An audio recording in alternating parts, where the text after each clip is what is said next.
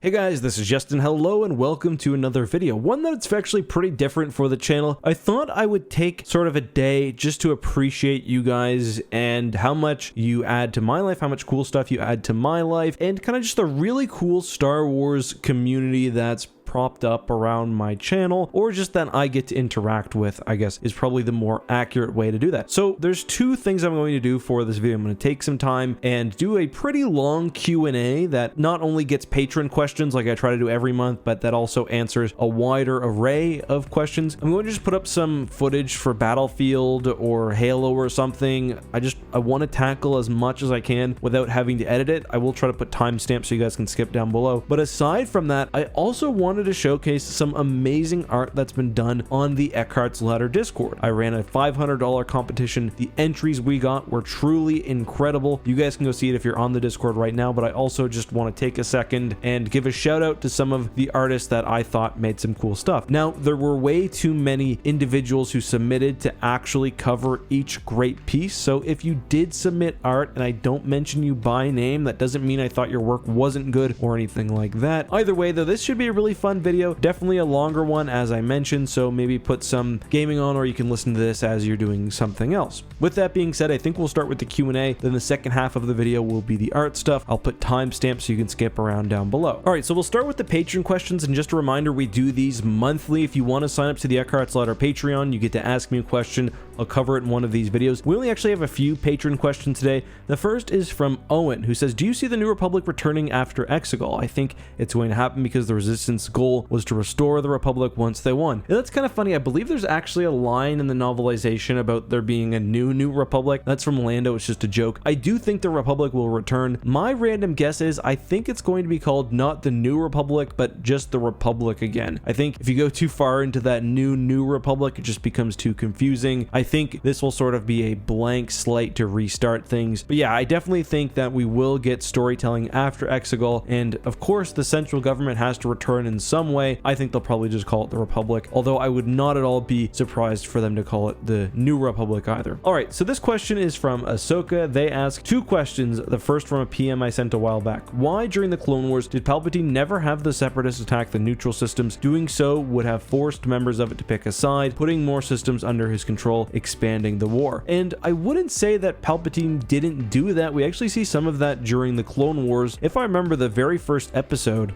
is the CIS and the Republic are both trying to court the Toydarians, but to be fair, that's also not really what you're asking. Why did they never straight up attack neutral systems? I just don't think that was really realistically within the MO of the Confederacy. Like, their argument was that they were fighting for freedom from the Republic's tyranny. Now, of course, they did use weapons of destruction. They had a pretty nasty image because planets and civilians often did get caught in the fighting, but I don't think it would have made sense for them to outright attack planets, although I'm sure some of that happened. We just have to realize as well that what we see of the Clone Wars is severely limited by the scope of the Clone Wars television show largely. Like, for example, if you read the Essential Guide to Warfare, you learn that a lot of the fighting during the Clone Wars actually took place between planetary militias, like Republic planets having their citizens fight for them, but that's something we very rarely see in the Clone Wars, only with like the Umbarans or whatever else. The second question is, what do you think are the etymological bounds of Star Wars? For example, the word Jefferson would feel entirely out of place, while Pyrrhic victory would be better, even though both terms are named after periods.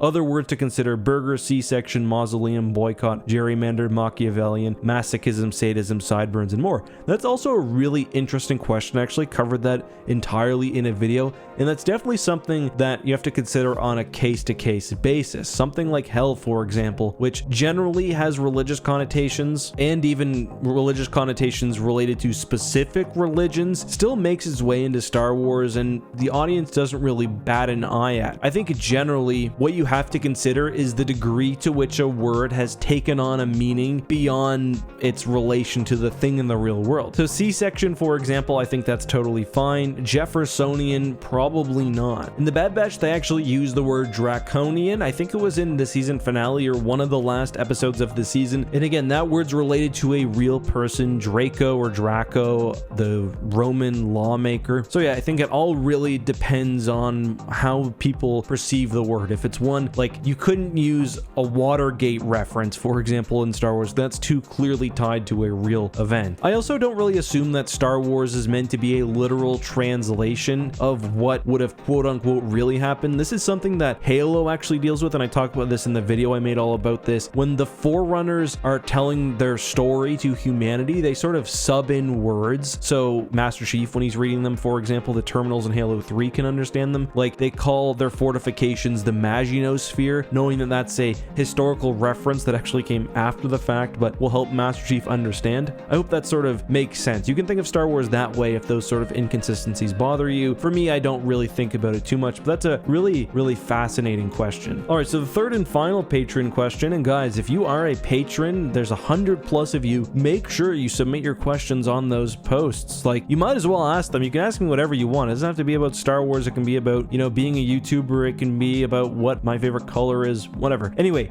Rudy asks, has any species or individual been able to teleport either using the Force or technology? And the answer in Star Wars Legends is yes to both. There were these things called the Infinity Gates, which basically allow teleportation. It was sort of an earlier version of hyperspace. They still exist in the galaxy, although many are destroyed. I don't remember if they're all destroyed, but yes, that's the technological way. I believe there were also other methods through technology, but the Ang-T could also teleport not only objects, small objects like balls or lightsabers, but also themselves and spaceships. So they used their own teleportation basically instead of hyperspace, which is pretty interesting. All right, so we're gonna now take a look at some of the hashtag AskEck October questions. This Q&A was technically the one for last month. If you want to have a question considered for next Q&A, you can use the regular hashtag AskEck, but I recommend you use hashtag AskEckNovember instead. So the first one comes from Total Zedium, who says, how often did Star Destroyers have to stop for provisions and refuel? So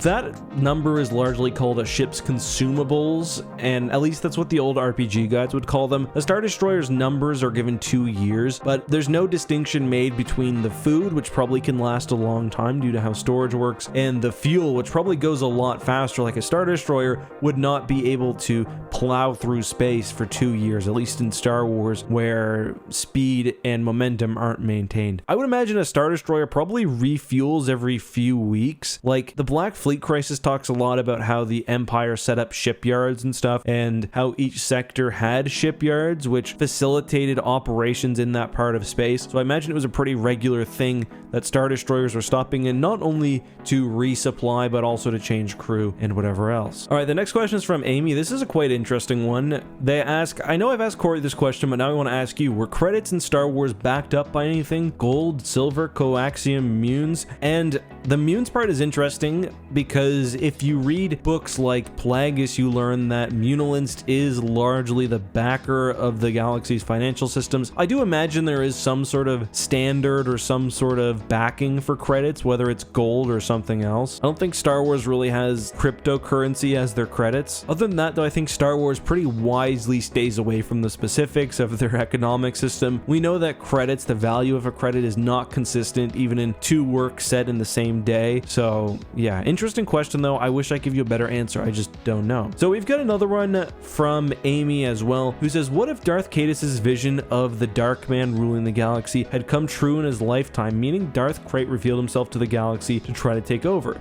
If there was ever a final duel between Darth Caedus and Darth Krayt, at the end of it all, who would win? So this story is basically tying into Legacy of the Force and also the Swarm War somewhat, where Jacen Solo, Darth Caedus or Caedus, sees a vision of a dark man on a throne, and that's sort of been later tied to Darth Krayt. To me, Darth Caedus wins. I think he's just overall more powerful. I'm admittedly less familiar with the Legacy comics, whereas I'm very familiar with Caedus's work, so maybe I'm a little bit biased, but to me, he basically has the best of it all. He goes on that sort of spirit journey. He learns a lot of esoteric force powers, although to be fair, Darth Krayt is very, very old and has spent a lot of time training, but I still give it to Caedus. Michael asks, what was a Galactic Senator's duties in the Republic, Empire, and New Republic? Well, we know in the Empire that a Senator's duties greatly dwindled around the time the Death Star was created. Just generally though, it seems like, and this is kind of just my take on the situation, that individual planets had a lot of room for self-determination. Like, they did set local laws and stuff, whereas the Republic would come together and Senators would come together, Senators of course being chosen by the representative planets and would vote on laws and other policies which would affect the Republic as a whole. Not only like whether to go into war, but whether laws would be passed that would require member systems to follow, if that makes sense. So if slavery wasn't already banned in the Republic, which we know it supposedly was, an example of a vote that would probably involve senators would be if there was going to be a blanket ban on slavery across the galaxy, because that is the sort of topic that would affect all member states within the Republic, whether there are slaves or not. It's still a new law, but which also needs to be implemented on a planetary scale, if that makes sense. All right, so the next question comes from Nick, who asks, is the Starhawk an Ugly? And as we'll talk about slightly later on, Ugly is basically a ship that's made out of other ships. You usually hear about Ugly starfighters. Basically, you go to the scrap heap, you take the fuselage of a Y-wing and the wings of a TIE fighter, and you put together a ship that's probably going to die the first time it goes into battle. For me, a Starhawk doesn't quite fit an Ugly because one of the key features of an Ugly is that it's made out of whatever parts are available, whereas a Starhawk was carefully constructed out of certain capital ship parts. They weren't just randomly slapped together. It wasn't just whatever was lying around. The New Republic purposely took apart ships to make what they thought would be something better. So I don't really consider a Starhawk an Ugly. Kristen Young asks, what is your favorite starship in the Halo franchise? For me, it's gotta be one of the frigate classes. I don't really distinguish between them. I just love the UNSC frigate design. I also do actually love both the Marathon and the Halcyon class. I know I'm kind of covering all of the main ships from the original trilogy, but I gotta say the frigate. It's just, there's something so cool about it. MIQ VPL says, outside of video games, do you have any interest in Lego Star Wars, building sets, etc.? Do you plan to eventually get around it when your kids are older? I would love to spend time on Lego, and I do actually spend a lot of time building with my son. Not necessarily Lego, he's only 3, so he doesn't really mess with the smaller blocks too much, but more of the Duplo and stuff. He's got a lot of interest in Star Wars, which is kind of, you would think it wouldn't be surprising, but I haven't really pushed it very much. The main thing that sort of kept me from it is when I was younger, price. Lego is very expensive, and now that I'm a bit older, it's storage space. If I ever got like my dream office with a ton of room, I would definitely like a wall dedicated to Lego, where I could build my favorite models and stuff and have them stacked up with my books and whatever else. Right now I've got somewhat limited space. I do think though it's also important, if you're going to have those things around your kids, you should have some that they can play with as well, and I definitely look forward to building Lego with my son when he's a bit older. So Samuk also asked the question a few times, what if instead of the Tarkin Doctrine we got the Thrawn Doctrine? And I think the general idea behind the Thrawn Doctrine can actually be seen brought out in the Empire of the Hand, because that was basically a small Imperial faction that Thrawn molded to his own liking, and we see ships that are more practical. We don't see these massive super weapons. Would that have been better at governing a galaxy? It's hard to say. I mean, the Tarkin Doctrine did do some things successfully. It stopped kind of a big rebellion and individual worlds from rebelling, because although the Imperial military was strong, they didn't have enough forces to police literally every system, which they wanted to do. But the Tarkin Doctrine also gave the rebellion the chance to hit these really big targets and gain these huge morale victories, like with the Death Stars. So I think overall it would have been more successful, but I don't think Palpatine would have went for it because he's a megalomaniac, and I don't think it would have allowed him to sort of accomplish his full police state where literally everything is locked down. With that being said though, I want to move on now to a look at some of the art from the Discord.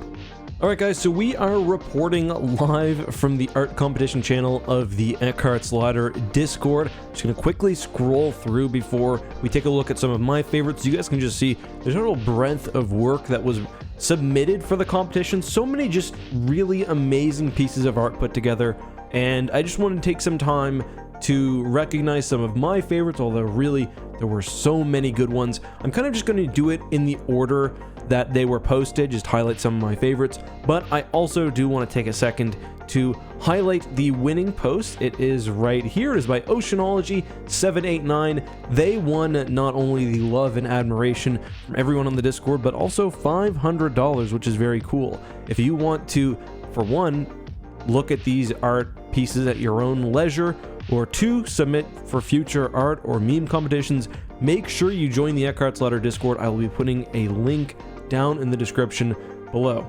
Alright, so this is Oceanology's piece. I've zoomed in on it a little bit here. Absolutely beautiful.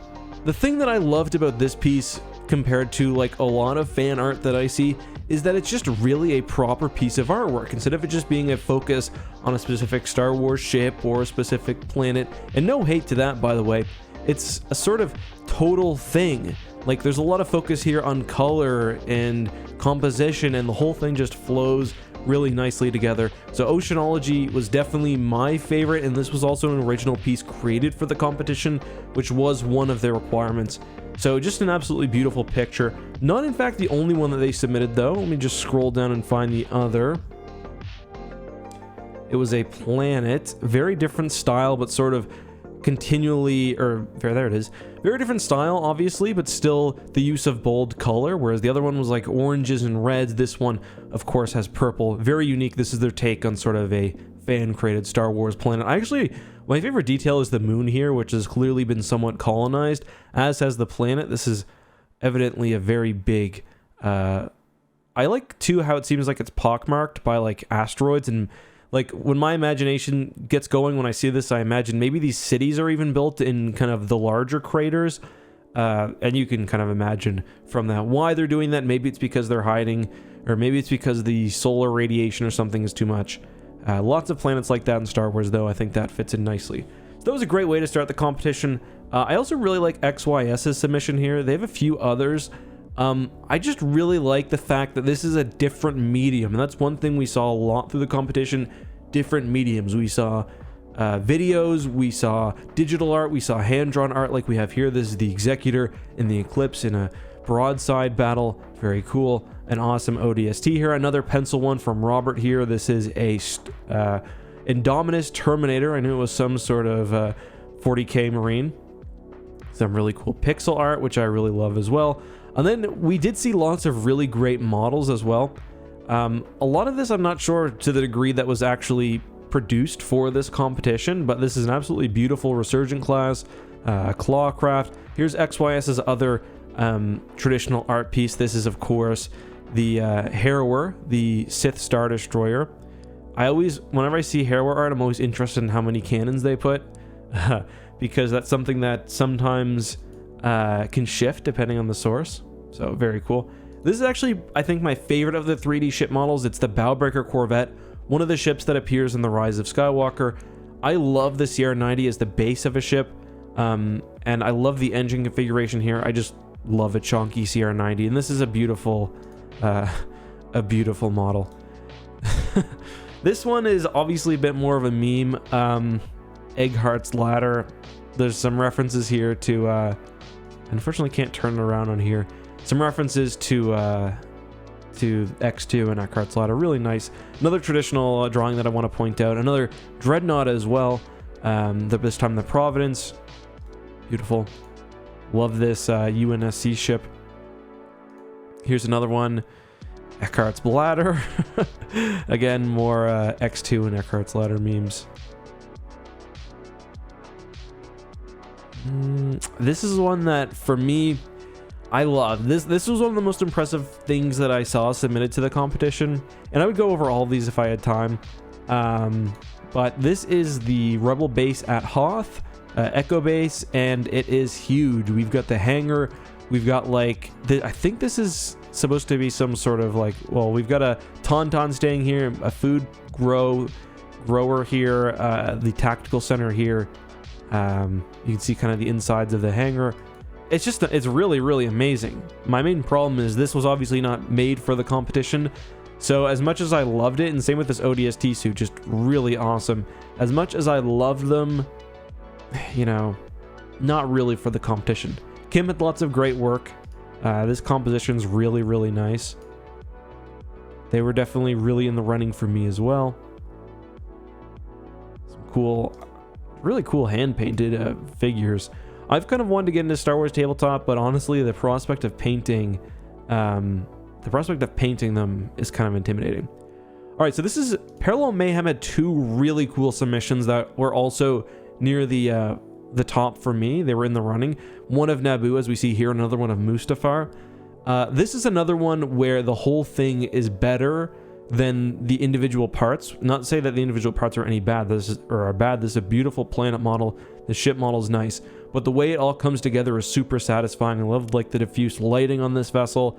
And if you check out his ArtStation page, these are available. You can use them as wallpapers or whatever else. Some more cool custom art there. I'm not going to watch this whole thing because it does have copywritten music, but we did see also a animation made. I believe it has Danger Zone by Kenny Loggins in it. Unsurprisingly, it's Rogue Squadron themed. Very cool. It shows the fighters taking off. I actually recently just did a bunch of judging for Cinematic Captures, his fan film contest. I would have really loved to see this in there because it's a great entry. I love the kind of dawn lighting. Beautiful. And with the Kenny Loggins, even better. Here's Parallel Mayhem's other work. They've got an Endurance class fleet carrier. I'm not sure if that's a custom model or not, but very, very nice overall. Again, kind of bold lighting, which, you know, I really like. This one too was another one from Kim that I really liked. I'm not sure if this was, I'm assuming this was like something made, rendered out, and then with the filter, the sort of watercolor filter over it. I really like it though. It reminds me kind of the Takodana scene from episode 7. Yorot's, this was one of my favorites. I said in the Q&A that we talk about uglies later. That's because I absolutely love this ship. So the way that we judge this is we have a special mod only chat, art competition judging, where each of the mods submitted several pieces, and then we came together, voted on our favorites, and I made the final decision. This was one of the ones that I thought might be underlooked. It's just so cool. It's a Nebulon B basically, but in ugly form. And ugly not because it's unattractive, but because it's a bunch of parts clearly like just slapped together on this thing to make something far beyond its original intention. This to me looks like some sort of mobile rebel base. The Nebulon B is one of those ships that's supposed to carry fighters but has no visible hangars. This obviously changes that. It looks like there's even a CR90 dock to the end here. All in all, just really amazing. Or a CR90 maybe converted and docked, but I would love to see this as like the main point of some Star Wars story. I just think that would be so cool. I love Source Filmmaker. These are two versions of the same work by by Lunar. I saw the word Gritty there. But yeah, really cool. Carrick, I kind of mentioned that there were some cool clone armor. Again, the problem being that this was obviously not created for the competition. I do want to take a second too to talk about Terex's amazing model for the modular task force cruiser. Not one of my favorite ships in lore, but this is probably the nicest rendering I've ever seen of it.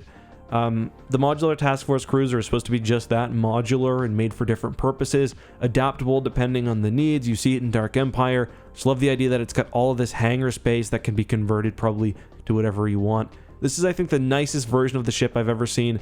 There's a nice version in some Empire War mods as well, but this one overall is just beautiful. And yeah, we got some more ship stuff. All in all, though, really great art competition. We will be doing more of these competitions in the future. As I said, there was a $500 reward for the top prize. I did say originally it would just be the top 3 entries featured on the YouTube channel. I decided to kind of take a look at everybody who submitted because there was so much good work. It would have been a really hard time. Also, a very cool custom-made Stormtrooper. Would have been a very hard time selecting down to a few. But guys, that's all I've got for today. I hope you enjoyed this video. Did you enjoy the Q&A or the art kind of competition more? In the future, would you like me to focus more on the competition side, more on the Q&A side? Let me know that and more down below. Till next time, guys, this has been Eckhart's Ladder. Be safe, have a good one, and may the Force be with you.